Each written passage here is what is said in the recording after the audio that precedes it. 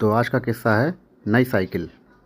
इस महंगाई के दौर में गुजारा करना बहुत ही मुश्किल सा प्रतीत होता है। अभी 2 तारीख को ही बजाज की किस्त मैंने भरी थी और अब मेरी मोटरसाइकिल ख़राब हो गई। तो 3,000 का बिल मिस्त्री साहब ने अनुमानित बता दिया और साथ में यह भी कह दिया, भैया उधार नहीं कर पाऊँगा, मुझे भी आगे नगद सामान लाना पड़ता है। चलो फिर मिस्त्री जी, कुछ दिन हम पैदल ही काम चला लेंगे अपना, जब पैसे होंगे तब आएंगे आपके पास, हमने भी मिस्त्री साहब से कह दिया था। कभी कभी ऐसा लगता है ग्रेजुएशन के पश्चात कोई टेक्निकल डिग्री वगैरह करके नौकरी कर लेनी चाहिए थी। हर महीने सैलरी तो मिलती, ये ग्राफिकल लाइन गलत पकड़ ली। ग्राफिक डिज़ाइनर सुनने में ही बस अच्छा लगता है।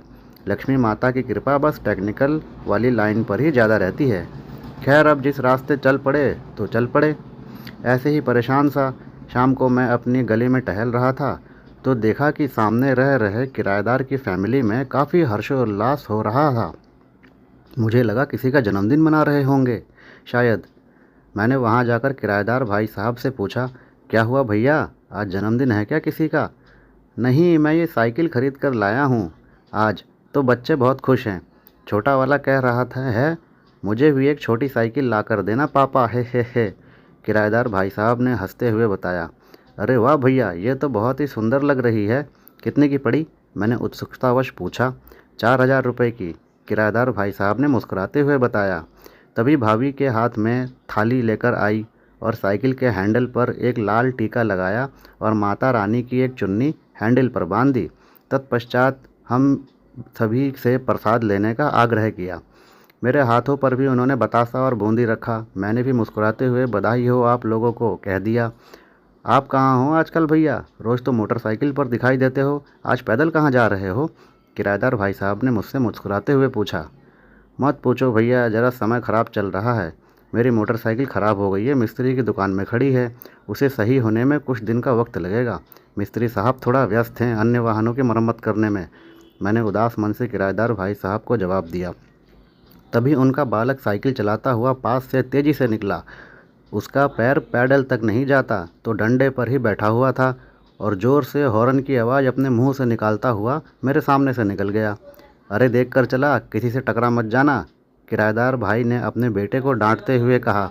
इस उम्र में बच्चों में साइकिल चलाने का विशेष उत्साह होता है, किराएदार भाई साहब ने बताया। भाभी जी भी अपने साथ की सहेलियों से बहुत ही खुश होकर वार्तालाप करती हुई नज़र आ रही थी और किराएदार भाई साहब को भी गांव से लगातार बधाई के फ़ोन आ रहे थे और वह भी काफ़ी खुश थे। उनके लड़के ने भी अपने काफ़ी सारे बच्चे दोस्तों को बुला रखा था और वो सभी काफ़ी उत्साहित थे और बारी बारी साइकिल पर एक चक्कर देने का निवेदन कर रहे थे। सारा माहौल देखकर मुझे भी बड़ी प्रसन्नता हो रही थी कि इतनी खुशी तो घर में नई कार आने पर भी नहीं होती। किसी ने सत्य कहा है, खुशियाँ रुपए पैसों से नहीं खरीदी जा सकती। तभी अचानक से मेरे फ़ोन की घंटी बजी। मैंने स्क्रीन पर देखा तो जय भैया की कॉल थी, जिनके बारे में पिछले लेख में मैं आपसे जिक्र कर चुका हूँ। मैंने स्क्रीन पर बने हरे वाले आइकन को ऊपर की तरफ सरकाते हुए फ़ोन उठाया और जय भैया का अभिवादन किया। उधर से जय भैया ने बहुत ही गंभीर स्वर में मुझे आज्ञा दी। ऐसा है, साइकिल लेकर मेरे घर आ जाओ, सिडकुल की खाली रोड पर चलेंगे आज साइकिलिंग करने। उस दिन बरसात के कारण जा नहीं सके थे। संपूर्ण किस्सा जानने के लिए पढ़ें कटखन्नी रहमी। और जल्दी आना, कछुए की तरह मत आना। हाँ भैया, मैं आ रहा हूँ, क्योंकि अब मुझे भी ऐसा लगता है कि मैं सेहत के प्रति लापरवाह हो रहा हूँ। चलो कुछ दिन अब मैं साइकिलिंग ही करूँगा, मैंने मुस्कुराते हुए जय भैया को उत्तर दिया और साइकिल बाहर निकालने हेतु अपने घर की ओर पैदल पैदल चल पड़ा। आपका अभिजीत दास।